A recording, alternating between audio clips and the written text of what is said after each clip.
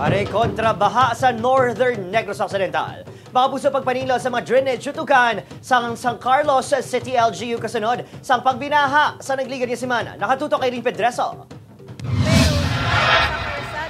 Ginatutukan karon sa San Carlos City LGU ang pagpakayo sa mga barado nga drainage system nga ginalantaw kabangdanan sang malapnagon nga pagbaha sang nagligad nga Biyernes kasunod sang mamunog nga ulan. Sa video nga kuha sa isa ka mga residente, makita ang paglapaw sang tubig sa Palampas River sa Barangay 1. Agay! Mamadaghan tayo kon mga Pati mga motorista na perwisyo sa madalong nga tubig baha. Sunod sa CDRRMO, wala sa mga residente nga ginpang evacuate bangod madasig man nga nagsubside ang tubig. Ang drainage man, ma'am, nagka-clog kag ang iya capacity hindi niya kaya na because ang downtown nga areas ng San Carlos is the old poblasyon. Siya pang pinakapunta lapit sa dagat.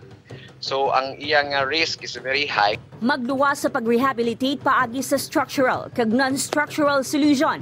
Plano karon sang LGU nga ipatuman ang paggamit sa zero plastic sa syudad.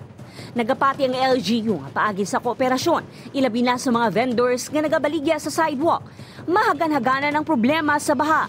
Lantawon ta kung anong mabulig ta sa barangay. Like sa amon, ang flood monitoring for flood warning system is really very important. Eileen Pedreso para sa GMA Regional TV Early Edition.